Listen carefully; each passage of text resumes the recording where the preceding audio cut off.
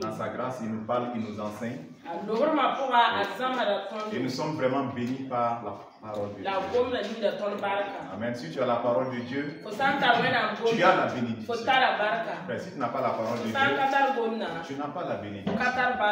Par la parole, Dieu nous transforme. Par la parole, Dieu nous bâtit. C'est par la parole que l'Esprit de Dieu agit. Donc, écoute bien. Mets la parole en application. S'il te plaît. Parce que le futur, demain, sera plus compliqué qu'aujourd'hui. Écoute bien. Écoute bien. Si quelqu'un t'a flatté, ou si tu t'es flatté toi-même, que demain sera moins compliqué. Je te dis, demain sera plus compliqué qu'aujourd'hui. Demain sera plus compliqué sur la terre. La vie sur la terre sera plus compliquée qu'aujourd'hui. Quoique aujourd'hui c'est déjà compliqué. Demain ça sera encore plus compliqué.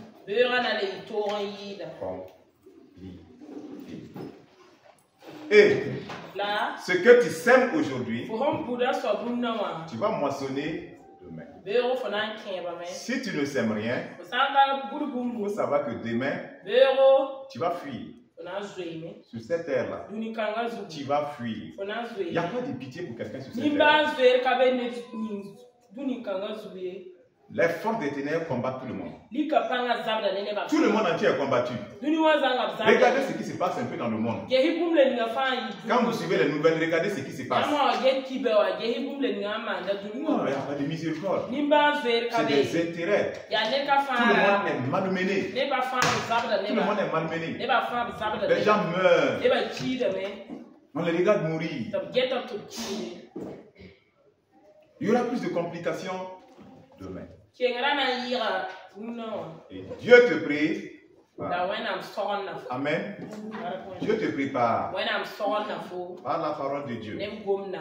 Dieu te prépare par la prière afin de faire face, afin de tenir ferme,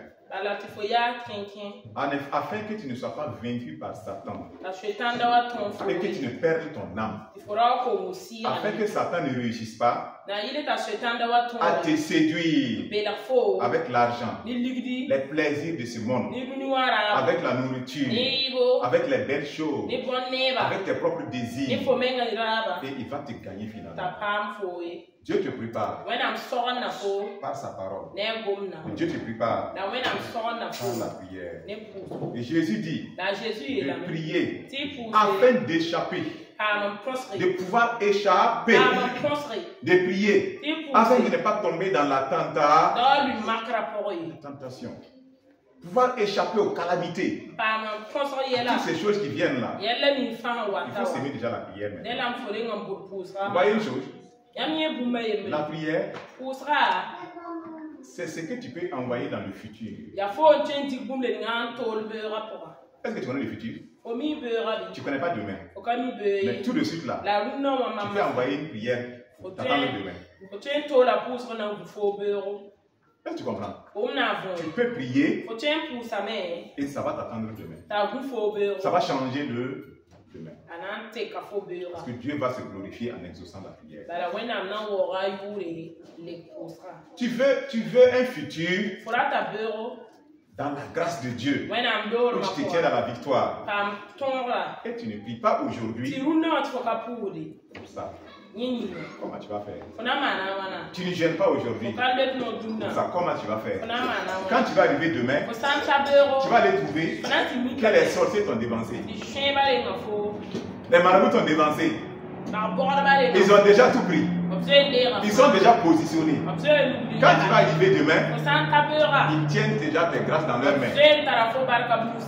Ils ont fini même de dépenser en fait. Quand tu es arrivé, et ils disent on a fini ton étoile il y a longtemps. C'est ça qui fait les gens sont là, ils tournent sur la terre comme des gens sans but. Comme des gens sans but. Comme des gens sans but. Ne prie pas. Et on laisse l'avantage au diable. On laisse l'avantage aux sorciers. Parce que eux, chaque nuit, ils ne dorment pas. Ils sont en réunion. Ils regardent comment ils vont te détruire. Comment ils vont faire le mal, empêcher les gens d'aller de l'avant. Comment faire pour envoyer les gens loin de Dieu. C'est ça leur nuit, ils ne dorment pas. Et toi, tu passes ton temps à ne pas prier, à dormir. La parole de Dieu, ça ne te dit rien. Le dimanche, tu pars à l'église. Tu écoutes un pasteur. Alléluia. Tu es béni. Tu reçois la bénédiction. Et tu repars chez toi. Tu n'as rien. Tu n'es rien. C'est juste la grâce de Dieu que tu n'es pas devenu une boulette. Sinon, on te faire boulette manger. Oui. Tu n'es rien sans Jésus. Je ne suis rien sans Jésus. Et si je ne suis pas dans la parole de Jésus, si je ne suis pas dans la prière, tu penses qu'est-ce qui va arriver? Qu'est-ce qui va arriver? Non, tu seras souple. Pour les sorciers et pour les démons. Ta famille va malmener ta famille. Toi-même, tu vas voir la famille là. Il y a des gens qui regardent là. Quand ils regardent leur famille là, ils disent que cette famille a un problème. Ils regardent, il y a un problème. Personne ne voit le bout du tunnel. Il n'y a même pas de tunnel. Eux-mêmes ne voient même pas de tunnel même. On ne voit rien. Tout est noir, c'est obscur. Tout le monde est oppressé. Tout le monde est dans la pauvreté. Personne. Dans les ténèbres. Quand tu regardes, c'est quoi cette histoire? Il ne faut pas dormir. Toi, tu es maintenant enfant de Dieu là. Tu ne vas pas dormir, non? Tu vas te réveiller. C'est par toi la lumière vient.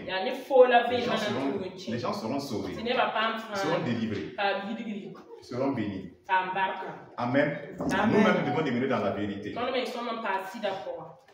Pouvons-nous être dans la vérité?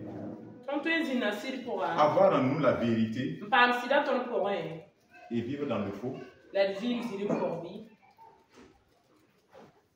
Est-ce qu'on peut être dans la vérité? On dit qu'on a en nous l'esprit de vérité.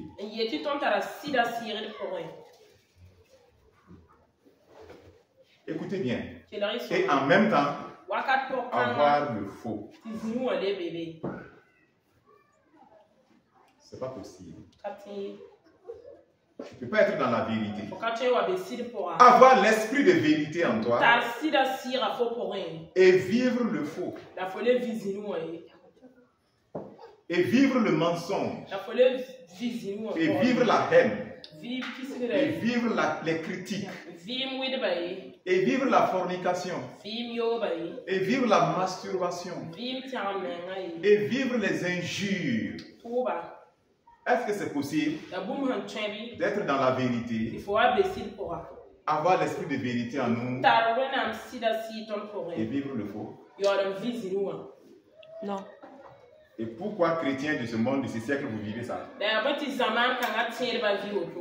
Pourquoi les chrétiens d'aujourd'hui vivent ça? Vous connaissez une chrétienne? Il y a 3 ans de cela.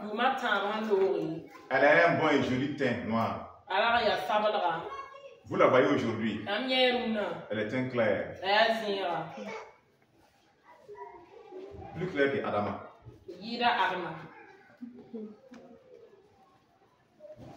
Qu'est-ce qui s'est passé? Qu'est-ce qui s'est passé?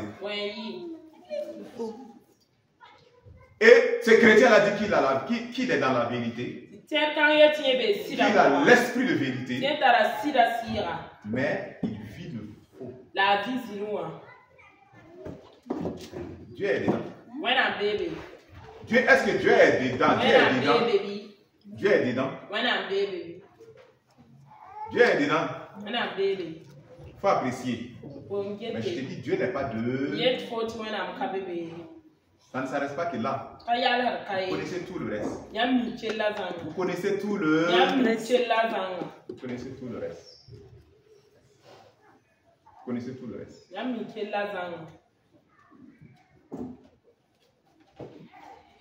On n'entretient pas une relation avec Dieu Et aussi une relation avec le péché. J'ai une relation avec Dieu et j'ai aussi une relation avec le pays. Ce n'est pas pour... C'est pas possible. Adam et Ève, quand ils ont péché, la communion avec Dieu a été brisée. Ça a été brisé. Spirituellement, ils sont morts, c'est fini. La mort spirituelle, ça se passe en secondes, pas. Oui, ça se passe en secondes.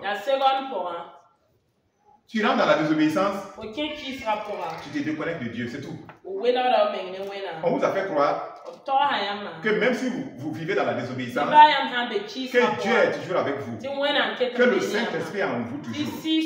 C'est un mensonge. C'est un mensonge. Si nous sommes dans la désobéissance, Dieu n'est plus avec nous. Dieu n'est pas en nous. Mais tu peux parler en langue toujours. Tu peux parler en langue. Mais Dieu n'est pas avec toi. Dieu n'est pas dedans. Dieu n'est même pas avec toi. Il ne te connaît même plus. Pourtant tu pries en langue. Pourtant tu chantes ici. Tu danses ici. Pourtant tu donnes l'offrande. Mais Dieu n'est plus avec Dieu n'est plus avec toi. Si tu veux que Dieu soit toujours avec toi, je vais te dire, tu veux que Dieu soit toujours avec toi. Si vous demeurez en moi et que mes paroles demeurent en vous, il dit, demandez ce que vous voulez. Jean 15, verset 7. Jean 15, verset 7. Si vous demeurez en moi et que mes paroles demeurent en vous, demandez ce que vous voulez. Tu es un avec Dieu. Avec la parole de Dieu, tu es en l'obéissance de la parole de Dieu. Tu verras la main de Dieu toujours. Tu verras la grâce de Dieu toujours. Excellent bien-aimé. N'écris pas ta propre doctrine. Ta propre doctrine. Et dans ta propre doctrine, tu peux vivre dans le péché. Ta propre doctrine. Tu vis dans le péché. Et tu te convaincs que tu plais à Dieu. Ça, c'est ta propre doctrine. Tu vis dans le mal. Et en même temps, tu dis que tu rentres au paradis. C'est ta propre doctrine. Tu hais les gens. Et en même temps, tu dis que tu vas rentrer au paradis. C'est ta propre doctrine. C'est ta propre doctrine. Ça là, c'est ta propre doctrine. Et quelqu'un me disait dans cette semaine que non, qu'on a dit que c'est uniquement par la miséricorde qu'on sera sauvé. Donc ce qu'on fait, ça ne compte pas. Vous avez déjà entendu ça, non?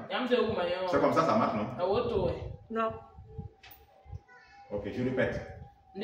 C'est uniquement par la miséricorde qu'on est sauvé.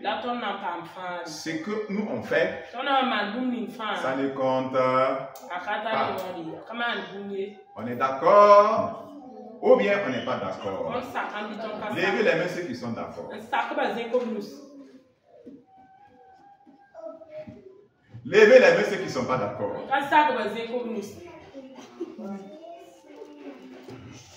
Amen.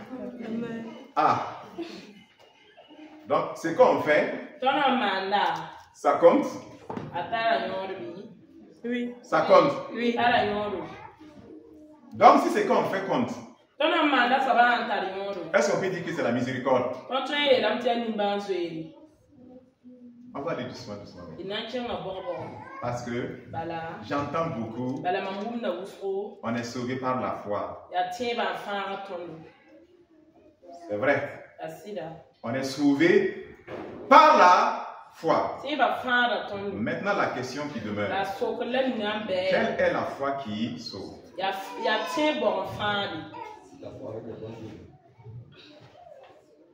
Lui dit la foi avec, je ne vais pas dire les bonnes œuvres. Oui, ce sont des bonnes œuvres. Mais ce sont des œuvres de la foi. Il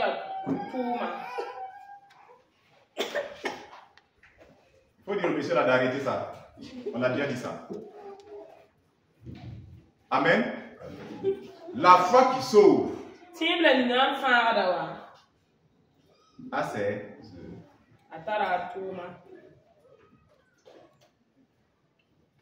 Les chrétiens, vous chantez. On est sauvé par la foi et non par les œuvres. Mais souvent, vous ne comprenez pas ce que vous êtes en train de dire. Vous ne le comprenez pas. Vous ne le comprenez pas. Mais aujourd'hui, allons-y pas ça. Doucement, doucement, allons-y ensemble. Éphésiens 2. 1 à 19.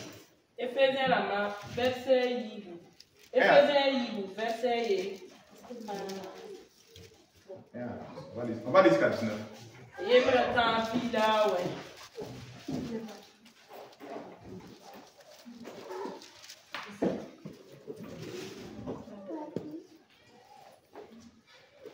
Amen. La parole de Dieu nous parle. Frère, écoute bien. Bien-aimé, écoute bien. Je vais redescendre un peu. Je vais redescendre. Amen. On redescend. Pour remonter ensemble. Vous étiez morts par vos offenses et par vos péchés. Vous étiez morts. Nous étions morts. Écoutons bien. Je vais descendre terre à terre. Par nos offenses et par nos péchés. Et la Bible dit, la Bible ne dit pas nous sommes morts.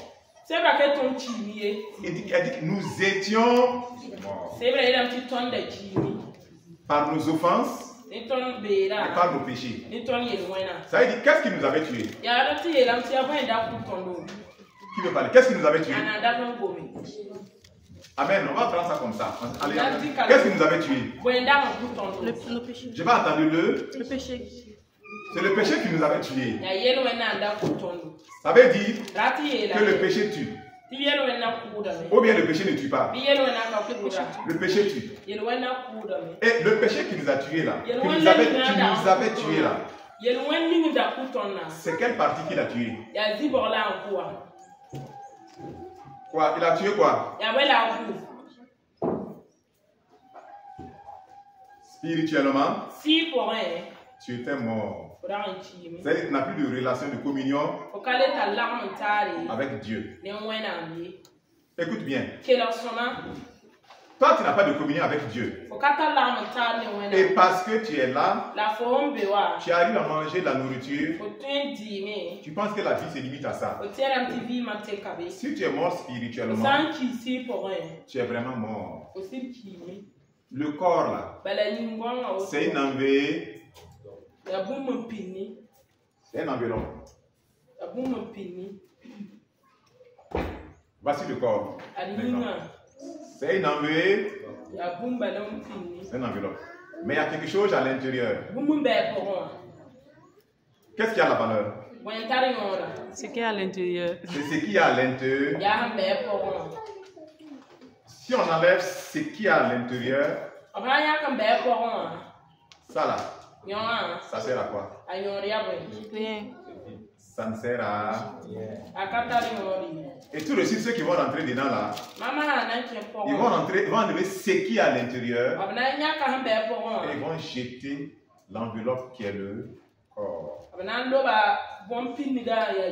Et Dieu dit que l'homme, toi et moi, l'homme là, il a trois parties. Il y a son esprit, il y a son âme et il y a son corps.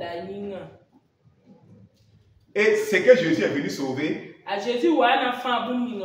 c'est ton âme. Écoute bien. Ce qui a la valeur, qui est en toi, qui a la valeur, c'est ton âme. C'est ça que Satan cherche. Écoute-moi bien. Le jour où tu meurs, Ce qui est dedans est parti. Nous, on va prendre l'enveloppe là. On va aller à Taptenga. On va creuser un trou. On va mettre ça là-bas. Tu vas pourrir là-bas. Les verres vont bouffer là-bas. Toutes les formes coca, guitare vont pourrir là-bas. Tout va pourrir, les cheveux, tout va pourrir là-bas. Au bout de quelques temps, tu seras des os blancs. Des os blancs. Ça va finir par disparaître ça aussi. Parce que c'est la poussière. C'est pas ça qui a de la valeur. Ce qui a la valeur. Jésus n'est pas mort pour sauver ce corps-là.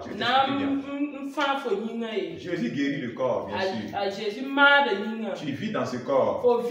Mais Dieu dit que ce corps-là ne peut pas aller au ciel. Tu auras un nouveau corps. Quand Jésus est ressuscité, le corps que Jésus avait, un jour, quand Jésus va revenir, il va ressusciter les morts qui sont avec lui, qui sont vivants. Et les chrétiens qui sont vivants, les vrais chrétiens, il va les transformer. Comme ils ont le Saint-Esprit en eux, ou bien, comme ils ont le Saint-Esprit en eux, le Saint-Esprit va les donner un nouveau corps. Et le Saint-Esprit va les enlever. Ils vont rejoindre Jésus dans les cieux. On appelle ça l'enlèvement, ils vont partir. Quand ils vont partir, la terre là, malheur. Malheur. Le Saint-Esprit est parti. Il n'y a plus la paix sur la terre. C'est la bagarre, c'est la confusion. Chacun se débrouille comme il peut. La terre même s'en fout de toi. La terre même va dire si je suis comme ça, c'est à cause de vous les hommes. La pluie va dire je m'en fous, je ne descends pas. Débrouillez-vous, mangez comme vous voulez. Si vous voulez manger vos enfants.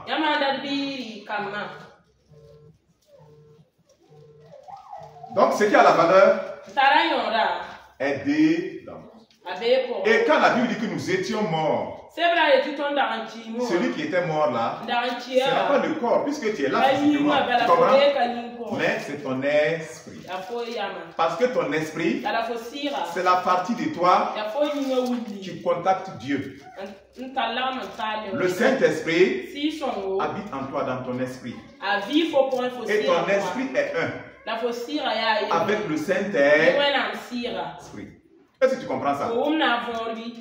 Et la vie de Dieu est en toi par le Saint-Esprit qui est en toi. Comprends bien ça. L'amour de Dieu, la sainteté, la justice, tout ça, c'est par le Saint-Esprit. Ça vient dans ton esprit.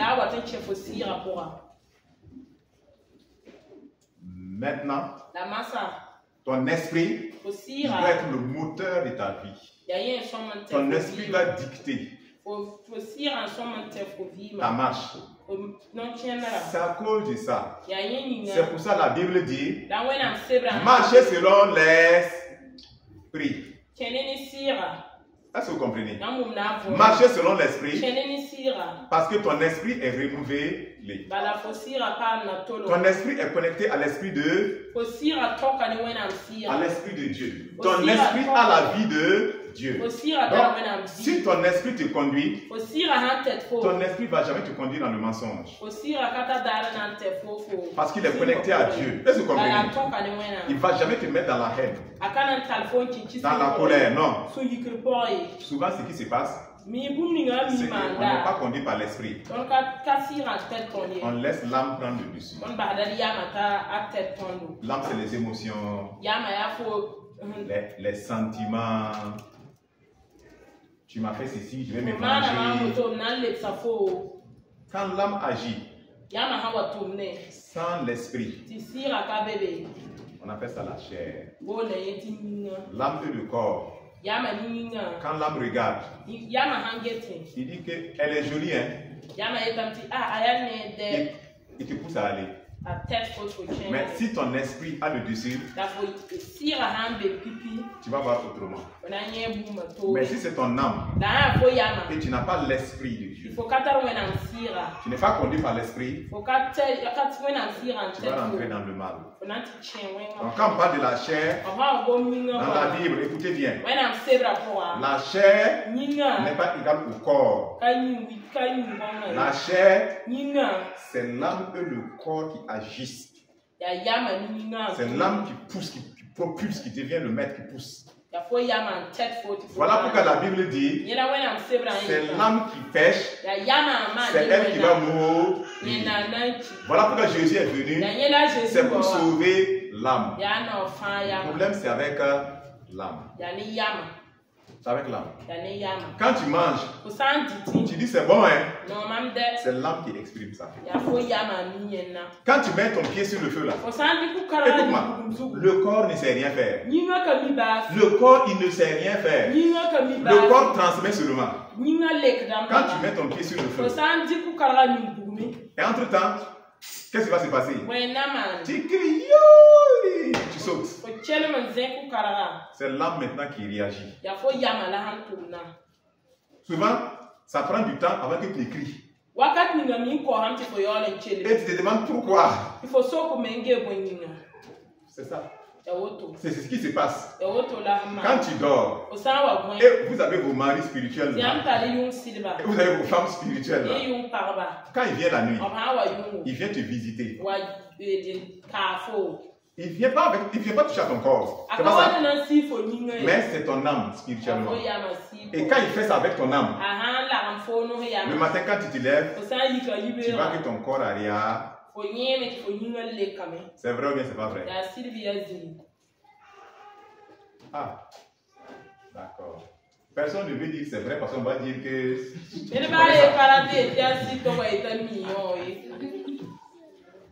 Mais frère, c'est la réalité. Ton corps est couché. Personne n'a touché à ton corps. Mais le matin tu te lèves. Tu es une femme, tu es mouillée. Parce que dans ton rêve, tu as vu que quelqu'un te touchait. Pourquoi ton corps a réagi? C'est l'âme. C'est l'âme qui contrôle, c'est le maître. Tu as pensé tout ça, même si tu meurs là. On t'enterre là. Ton âme sera tout ce que tu as fait. C'est l'âme qui connaît tout ça. C'est l'âme. Le corps, c'est juste pour être en contact avec ce monde. Okay. Donc, nous étions morts. C'est notre âme. C'est notre esprit. On n'avait plus la vie de... On n'avait plus la vie de Dieu. Donc, vous étiez morts par vos offenses et par vos péchés, dans lesquels vous marchiez autrefois, selon le train de ce monde. Frère, amen. Est-ce qu'on est ensemble? Alléluia. Ou bien il y a des gens qui veulent prêcher aussi à petit groupe là-bas, au milieu là-bas. Soyons vigilants. Amen. Vous marchiez autrefois selon le train de ce monde. Quel est le train de ce monde? Qui marchait ici autrefois selon le train de ce monde? Qui marchait? Et c'est quoi tu faisais? Colère. Oui. C'était la colère encore. Fornication. C'était la fornication. La bagarre. La masturbation. La haine. Le vol. On est dans les maquis. On drague. Ah, on est dans les maquillages. Pour que les garçons voient. On plaque nos formes. On s'en fout. On est rebelle. Tout ce que vous connaissez. On est dans les pornos, tout ça. On a dit, monsieur. Le matin, on avait vraiment. À midi, on avait Soulé. À 19h, c'est Siaka. À 22h. C'est Charles. Et on gère. C'est ça. Chacun avait pour lui. Quand t'appelles, tu es où? Oh non, bon, écoute, bref, vous connaissez ça. Selon le train de ce monde. C'était ça notre vie. C'était ça vraiment ce que nous faisions. Et c'était la vie du prince de ce monde, selon le prince de ce monde, la puissance de l'air. Et la Bible dit que c'est l'esprit qui agit maintenant dans les fils de la rébellion. C'est cet esprit-là qui agit maintenant. Ceux qui n'ont pas Jésus là. Écoutez, ceux qui n'ont pas Jésus là, c'est cet esprit-là qui agit en eux. Cet esprit-là qui règne en eux. Et la Bible dit, nous tous aussi, nous étions de leur nombre. Et nous vivions autrefois selon les convoitises de notre chair, accomplissant les volontés de la chair et de nos pensées. Oui, la volonté de nos pensées. Pensées non régénérées. Nous vivons avant selon ça. Et nous étions par nature des enfants de colère. Écoute bien, nous étions des enfants de colère, comme les autres.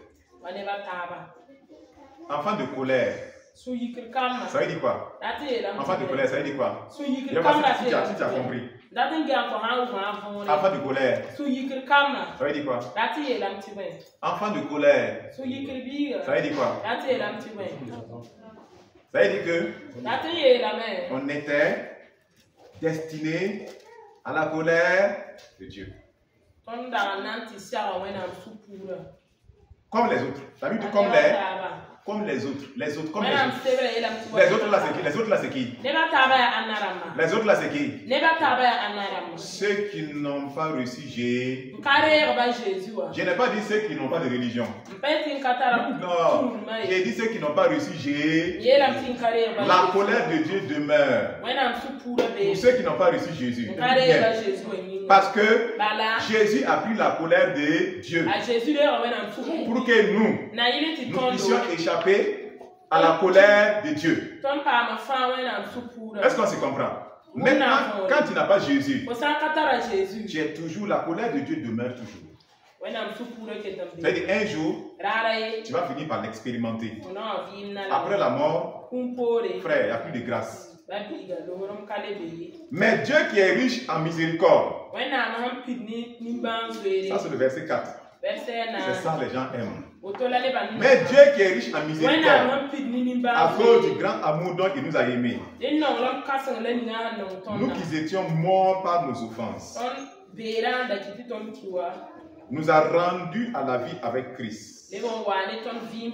Car c'est par grâce que vous êtes sauvés.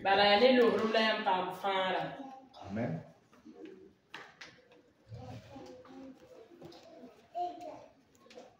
Ah, la miséricorde. C'est par grâce que nous sommes sauvés. La miséricorde ne veut pas dire que Dieu ignore le mal. Non, mon frère. La miséricorde ne justifie pas le mal. Comme si tu n'as rien fait. Il t'étend plutôt la main du Sahara. Dans sa miséricorde, il a envoyé Jésus pour toi. Il t'étend donc la main. Il nous a ressuscités ensemble. Nous a fait asseoir dans les lieux célestes en Jésus. Frère, sœur, concentre-toi sur le Seigneur et laisse les enfants. Il ne faut pas laisser le diable, il va remplir ton cœur. Écoute bien le Seigneur. Est-ce que Dieu dit qu'il nous a ressuscités avec Jésus et nous a fait asseoir? On est assis où? Dans les lieux célestes en Jésus. Mais si vous négligez cette parole, oubliez la victoire. Je vous dis, oubliez la victoire. Vous n'aurez qu'une victoire. Si Dieu parle, Dieu dit qu'il t'a ressuscité avec Jésus. Il t'a fait asseoir. Il n'a pas dit que c'est demain il va te faire asseoir. Il dit actuellement, si tu as reçu Jésus, si tu as donné ta vie à Jésus, réellement, Dieu dit qu'il t'a ressuscité avec Jésus. Quand je l'ai ressuscité, tu es ressuscité. Dieu, c'est comme ça. Et c'est pas fini. Il dit que tu es assis dans les lieux célestes. Ça veut dire actuellement, là où Jésus est, tu es avec lui. Ça veut dire actuellement, Satan, vous appelez le démon, Lucifer, et tous, ils sont où? Sous terre. Tu es assis avec Jésus dans les lieux célestes. Tu es plus élevé. Tu es plus haut. Mais si tu ne comprends pas ça, si Dieu te parle de ça, toi tu es assis, tu penses que c'est des contes de boucliers que je suis en train de raconter. Tu penses que j'ai dormi, m'élever, et puis venir en train de te parler au hasard. Ça ne te dit rien. Toi tu dois prier. Que ça soit une réalité pour toi. Si ça n'est pas une réalité pour toi, tu vas sortir ici. Quand tu vas sortir, c'est pour aller forniquer. C'est ça? C'est pour aller forniquer. Si la parole de Dieu ne nous concerne pas, qu'est-ce qui nous concerne? On dit que tu es ressuscité avec Jésus. Même pas dire Amen. Même pas dire Amen. On est en Jésus, on regarde. On dit que dans le lieu céleste, tu es assis avec Jésus. Ce n'est pas un problème pour toi. Il est en train de mentir peut-être. C'est ça? Et quand on va dire maintenant, ta bénédiction descend tout de suite. Oh amen, on voit des gens qui tombent. C'est quoi ça là? C'est quoi? C'est pas ce que vous avez fait hier ici. Quand on a dit de prier pour l'église, vous avez prié. Mais quand je dis prier pour récupérer les bénédictions, mais vous avez prié 3 fois et 7 fois. Je vous ai vu. Ça a prié mais sérieusement, ça a prié sérieusement. Pourtant quand on dit de prier pour l'église là, les gens n'ont pas compris que ça les concerne, ils sont dedans. Vous n'avez pas compris. Ça vous concerne. Et cette idolâtrie-là, Dieu n'exauce pas. C'est ça que vous comprenez. Dieu n'exauce pas cette idolâtrie-là. La parole qui te sauve, qui te délivre, ne te dit rien. Te dit rien. Il faut qu'on dise seulement ton élévation là. Ah non, là tu es engagé. Tu penses que tu ne comprends pas? Si on dit que tu es assis avec Jésus dans les lieux célestes, ta bénédiction est où? Est-ce qu'il peut bloquer ta bénédiction encore? Est-ce qu'un sorcier peut bloquer encore? Est-ce qu'un sorcier peut te bouffer encore? C'est ça? Mais si tu ne comprends pas ça, tu ne prends pas ça, tu ne mets pas dans ton cœur, tu n'es pas éclairé par ça. C'est ça, les sorciers sont derrière toi. C'est toi, tu ne peux pas être délivré. Tu es encore dans le péché, tu es lié. Parce que tu ne comprends pas ces réalités. Voici la parole qui délivre, qui sort. Et voici des gens qui dorment et qui sont déconcentrés. Ils sont déconcentrés, qui dorment. Comment on va s'en sortir finalement? Si on fait comme ça, comment on va s'en sortir? Nous sommes ressuscités avec Jésus. La vie que nous avons, c'est une vie de résurrection. L'esprit qui a ressuscité Jésus, c'est lui qui est en toi et en moi. Amen. Il est plus grand que celui qui est dans le monde. Il est plus grand que celui qui est dans le monde. Le plus grand. Tu es d'en haut, tu n'es pas d'en bas. Tu es assis, on dit que tu es assis avec Jésus. Et ça te dit rien.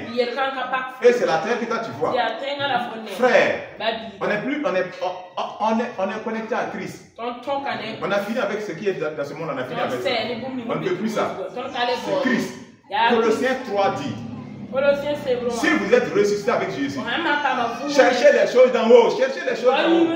Pourquoi? Parce que tu es d'en haut. Ça ne veut pas dire qu'il n'y aura pas de choses du monde. Non. Mais cherchez les choses d'en haut. Là où Jésus est assis à la droite du Père.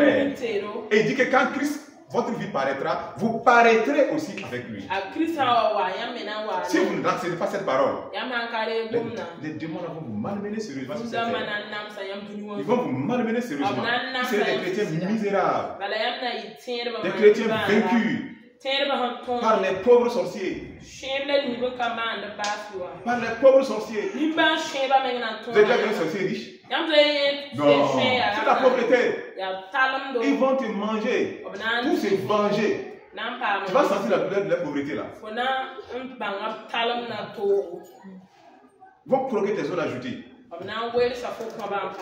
Réveille-toi, réveille-toi. Voici la parole qui te libère complètement. Cette parole-là, ce n'est pas du jeu, frère. Écoute-la bien. Afin de montrer dans les siècles à venir l'infinie richesse de sa grâce, par sa bonté envers nous en Jésus. Car c'est par la grâce que vous êtes sauvés, par le moyen de la foi. Cela ne vient pas de vous, c'est le don de... Nous sommes sauvés par quoi? Par la grâce, par le moyen de la foi.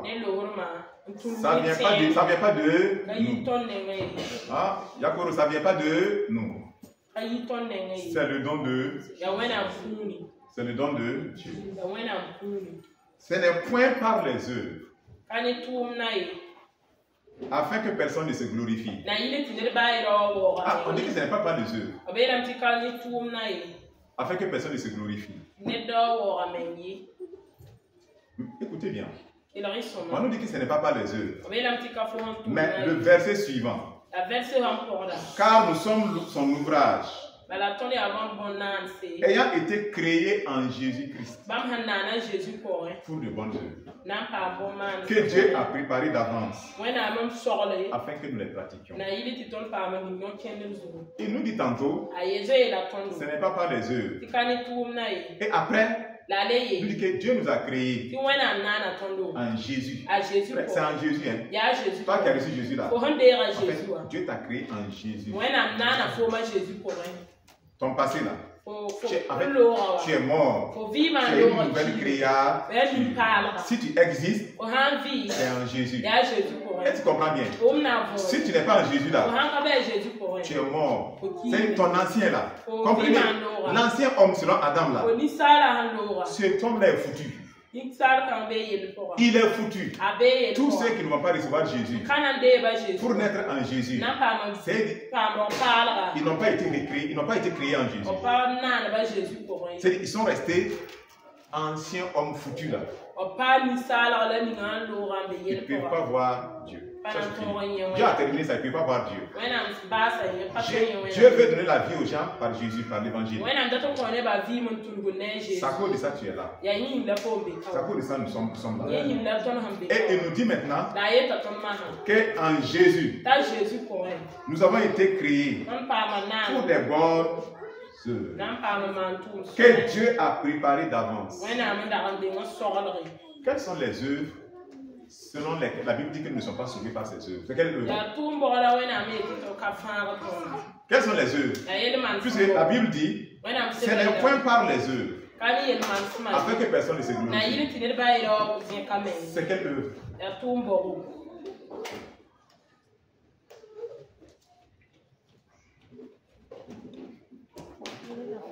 On est là, là, je suis en train de donner un cours corsé, un cours compliqué.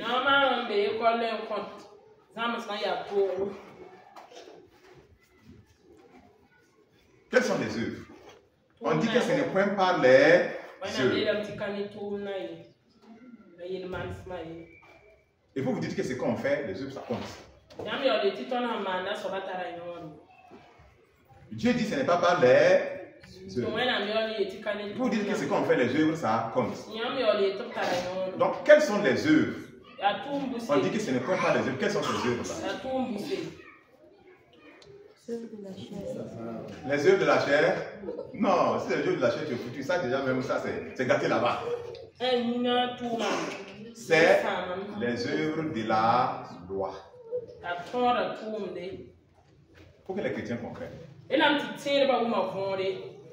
en train de parler de la loi. La loi n'a sauvé personne. Personne. Les œuvres de la loi là. Personne n'a pu là. Personne. Il n'y a que Jésus seul. Jésus seul. Et la Bible dit que même une seule personne n'a pu être justifiée par les œuvres de la loi. Et les Juifs, ils étaient concentrés sur ça. Les œuvres de la loi, les ablutions, Voilà, vous voyez les gens faire l'ablution, non? C'est venu de ces juifs, on copie là-bas. Ils faisaient ablution. Quand Jésus a, au mariage de Cana là,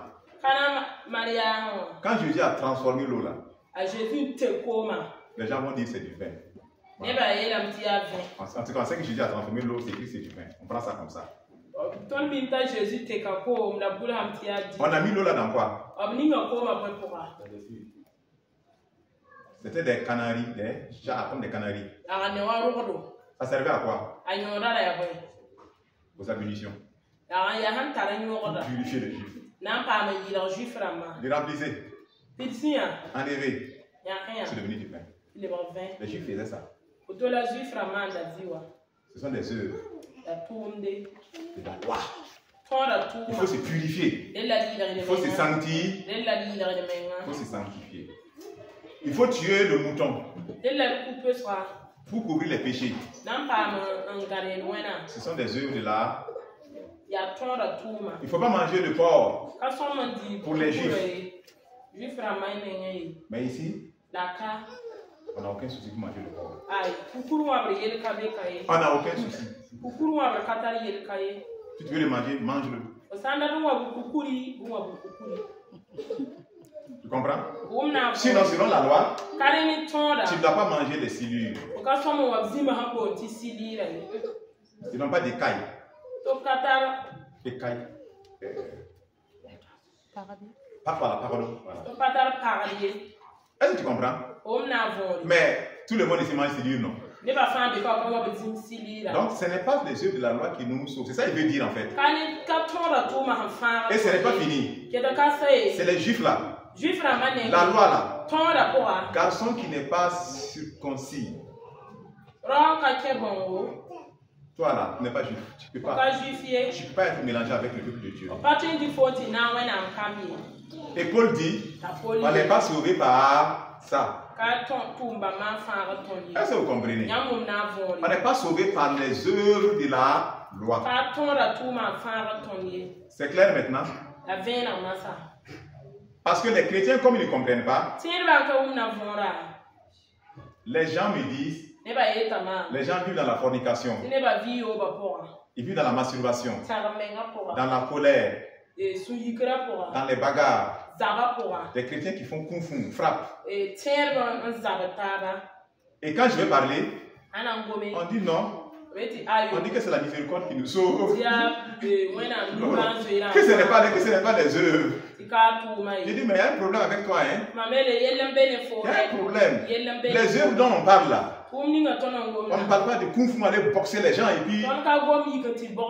puis dire non, ce sont des œuvres. Ça, Dieu ne regarde pas ça. Tu fais fornication. Dis non, on dit que c'est la grâce, que c'est la miséricorde. Donc Dieu ne va pas regarder ça. Réveille-toi. La Bible dit quoi? Dans Galates, les œuvres de la chair, c'est quoi? L'impudicité, l'adultère, fornication, ivrognerie. Et il dit quoi? Ceux qui vivent dans ça, ils ne vont pas voir Dieu. Claire. Ils ne vont pas voir Dieu. Et vous vivez dans ça. Et quand vous parlez, vous dites non, que ce n'est pas par les œuvres que je serai sauvé. Hein? On parle des œuvres de la loi. Personne ne sera sauvé par les œuvres de la loi. Mais la foi a des œuvres. La foi maintenant a des œuvres. La foi a des œuvres. Alléluia. Que le nom du Seigneur soit béni. Au nom de Jésus de Nazareth. Amen.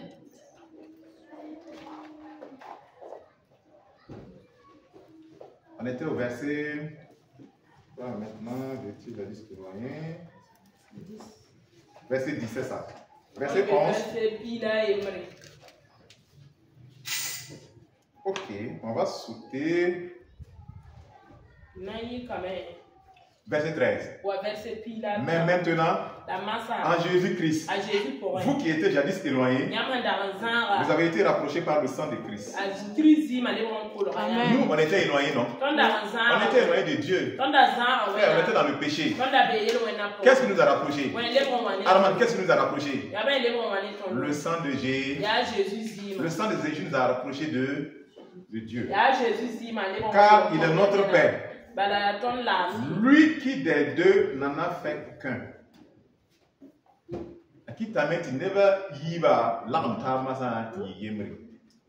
Amen. Et qui a renversé le mur de séparation, l'inimitié.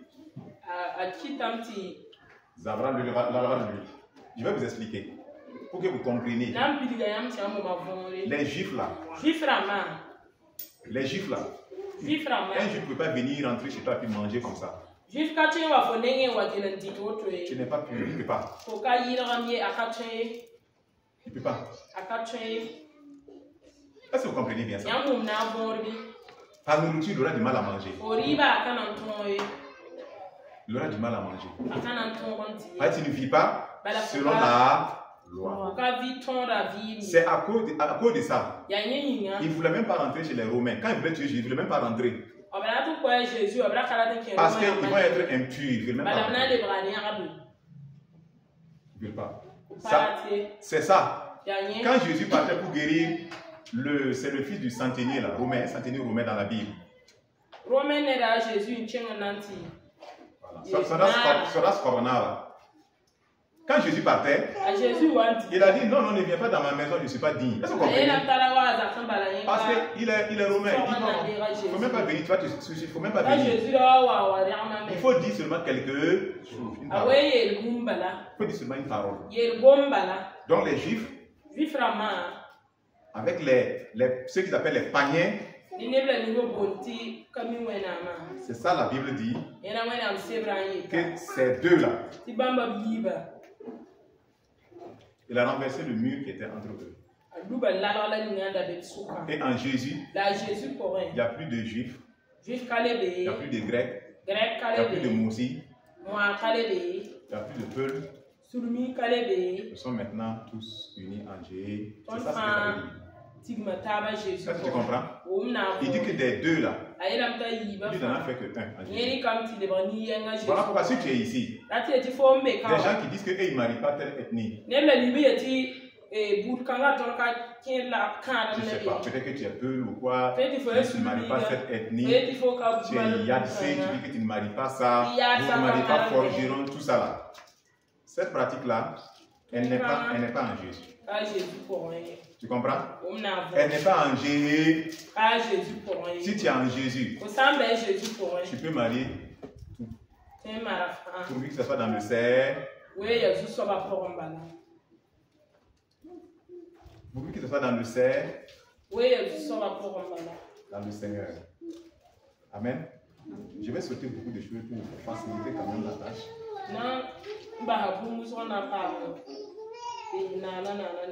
Amen. On va aller dans Jacques 2. Et le reste, je pense qu'on trouvera moyen de rendre ça plus digeste, léger encore pour certains. Jacques 2.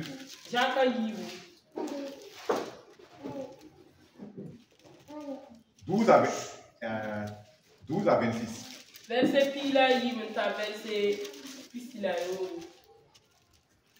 Parlez et agissez comme devant être jugés par une loi de liberté.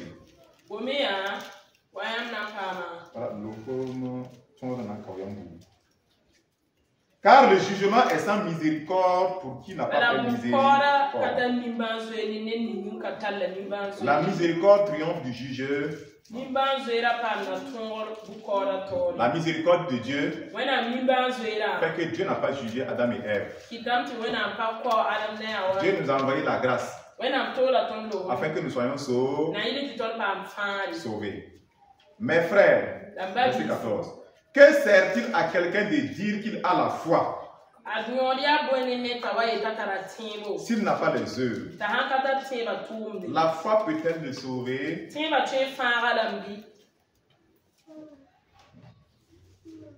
Tu peux répondre pour toi-même.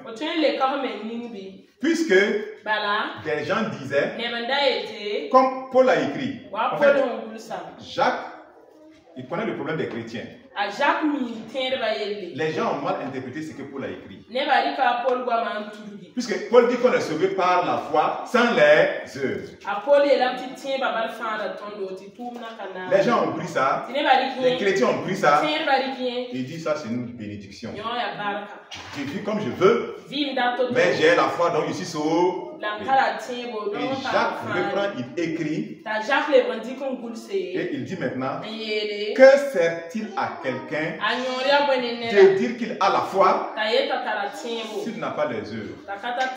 La foi peut-elle le sauver? Non. On va continuer. Il prend un exemple clair. Si un frère ou une sœur sont nus et manque de la nourriture de chaque jour. Bon, si Zoé est là, elle n'a pas d'habit comme ça pour porter. Ou bien elle n'a pas à manger. Et que l'un d'entre vous dise, allez en paix, chauffe-toi bien et mange bien. Chauffez-vous bien, chauffez-vous bien. Mets tes habits, sois à l'aise. Et que vous ne leur donnez pas ce qui est nécessaire au corps, à quoi cela sert-il? Dieu te pose la question. Hein? Les méchants là. Les méchants qui ne veulent pas du tout voir. Un frère qui n'a pas à manger. Une soeur qui n'a pas à manger. Quand on l'aide, les méchants la prennent ça pour dire qu'on est en train d'acheter les gens. Hypocrite, méchant, ouvrier du diable. Quand toi tu es couché, ça ne va pas chez toi. On vient t'aider là. On est venu pour t'acheter. On t'achète pour faire quoi? On achète qui? On t'achète pour faire quoi? Jésus dit clairement, ton frère n'a pas mangé. Tu ne lui donnes pas. Et on finit le culte. Tu dis, ah, rentrez bien. Comme il vient de pleuvoir, quand il pleut comme ça, c'est un bon dit grâce Sumbala. Il faut aller manger un bon dit grâce Sumbala. Et tu ne lui donnes rien. Tu sais qu'il n'a rien. Il dit, ça sert à quoi? Tu lui dis, ah, les gens s'habillent, ils ne s'habillent pas bien. Voilà, ils ont les mêmes habits tous les jours. Tu ne leur donnes rien. Et tu es là, tu parles.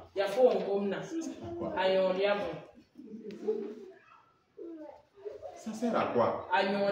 Tu es bien habillé. L'autre là, c'est un peu troué. Tu vois ces chaussures là, c'est troué. Il marche avec l'orteil là sort dehors. Tu regardes. Tu ne vas pas aider. Tu parles. Ça sert. Donc Jacques reprend. On dit, on est sauvé sans les œuvres de la loi. C'est pas la circoncision.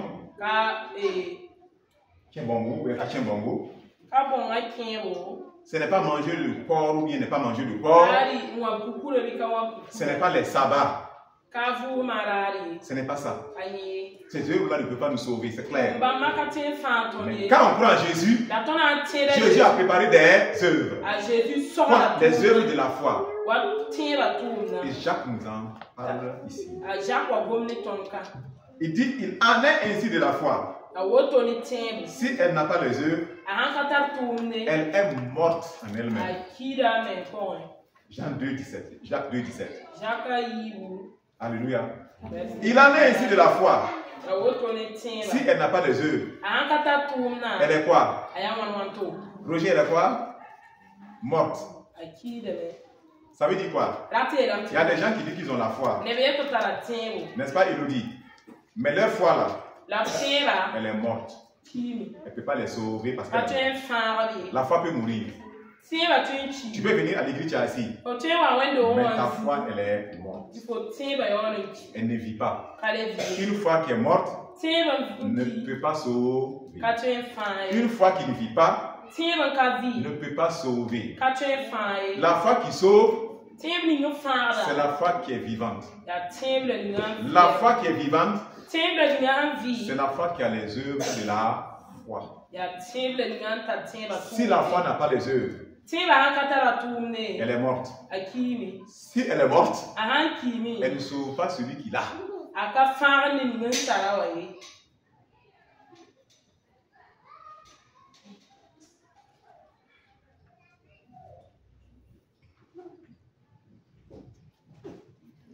Elle est morte, hein? Elle est morte. Elle est morte. Si tu peux voir ta soeur, ton frère, il n'a pas mangé. Toi, tu as. Et tu fermes tes yeux ou bien ton cœur. Tu pars. Tu le laisses. Tu t'en fous. Ta foi, elle est comment? Morte.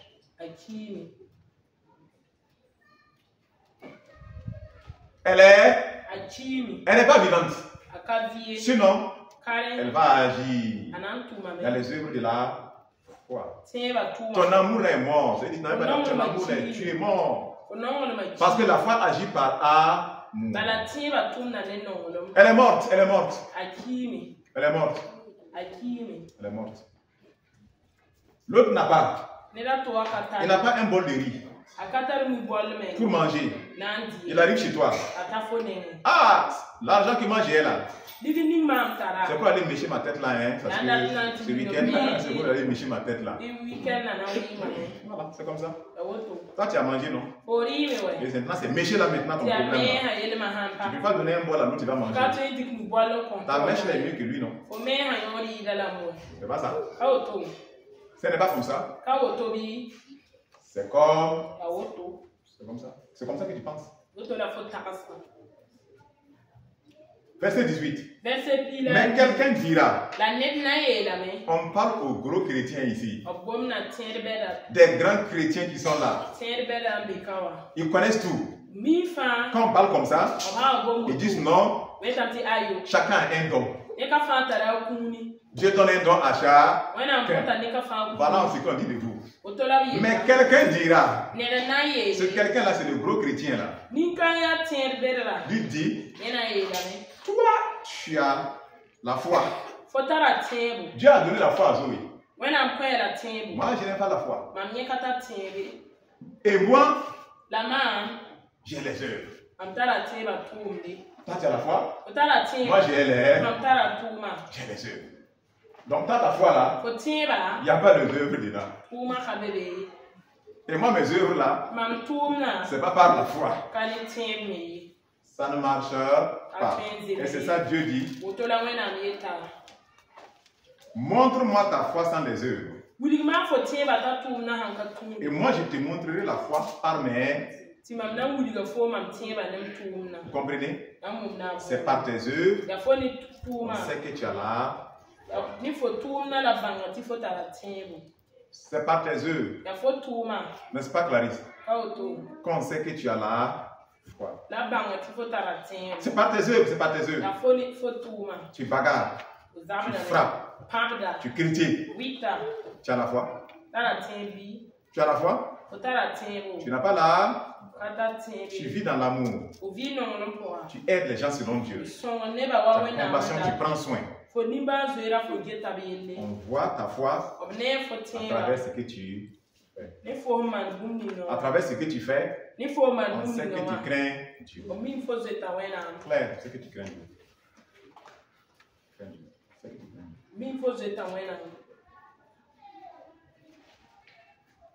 Tu crois qu'il y a un seul Dieu. Tu fais bien. Les démons le croient aussi et ils tremblent. C'est-à-dire que tant ta foi là, les démons aussi ont cette foi. Toi tu crois qu'il y a Dieu. On dit que les démons aussi croient. Eux-mêmes ils ont vu même. Et ils tremblent. Veux-tu savoir, ô homme vain, que la foi sans les œuvres est inutile? Elle est comment? Elle est unie. Elle est inutile. La foi sans les œuvres. Commence à regarder si ta foi a les œuvres, s'il te plaît. Est-ce que tu aimes? Est-ce que tu agis? Est-ce que tu as compassion? Est-ce que réellement l'amour te pousse à agir dans la foi? Est-ce que c'est vrai? Quand tu insultes les gens, c'est par amour, non? C'est par amour et foi, c'est ça? C'est comme ça, non? Regarde-moi, est-ce que réellement tu n'as pas la foi inutile? Baka! Tu mens sur les gens. Tu cognes les têtes des gens.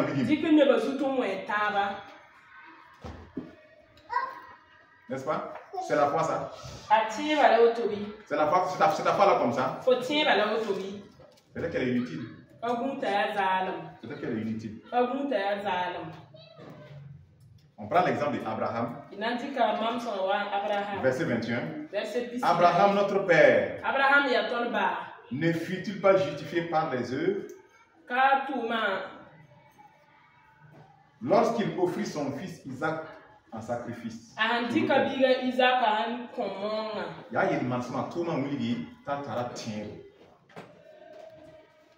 Si Abraham n'avait pas donné Isaac là, est-ce qu'il croit? Oui, papa. On dit que c'est par ses œuvres qu'il a été justifié. Mais ce n'est pas les œuvres de la loi. Voilà, les sabbats, les circoncisions, on ne parle pas de ça. Mais la foi qui sauve, elle produit ces œuvres-là. Elle produit les œuvres de la foi. Amen. Elle produit les œuvres de la foi. Et la Bible nous dit, tu vois que la foi agissait avec ses œuvres. Et que par les œuvres, la foi fut rendue parfaite. Verset 24. Vous voyez que l'homme est justifié par les œuvres. Et non par la foi seulement. L'homme est justifié par les œuvres, non par la foi seulement. Et faites attention, on parle des œuvres de la foi. Que Éphésiens dit que Jésus a préparé d'avance. Ce sont des œuvres de la foi. Et si la foi n'a pas ces œuvres-là, elle est morte. Donc faisons attention. On n'est pas en train de dire que c'est les hommes eux-mêmes qui vont mériter le salut par des œuvres. Non, non. On est sauvé par grâce. C'est la grâce, c'est la grâce. Jésus est venu dans la grâce. Et la grâce elle-même, elle nous enseigne. À faire quoi? À fuir le péché. À fuir le péché. Ça c'est dans Tite. Tite 2. Vous pouvez lire ça après. Tite 2, 9 à 15. Vous pouvez lire ça après. La foi elle-même nous enseigne. La grâce nous enseigne. Donc quand la parole de Dieu nous dit, vous voyez que l'homme est justifié par les œuvres et non par la foi uniquement. Les œuvres dont les questions sont les œuvres de la foi. Que le Seigneur te bénisse. Tu as la foi? Lève la main si tu as la foi qui sauve. Lève la main. Lève la main si tu as la foi qui sauve. Ah, il n'y a pas de foi vivante ici. Donc, il n'y a pas de foi vivante ici. Ah, il y a beaucoup de boulot alors. Il y a beaucoup de boulot. Amen, Céline. Amen.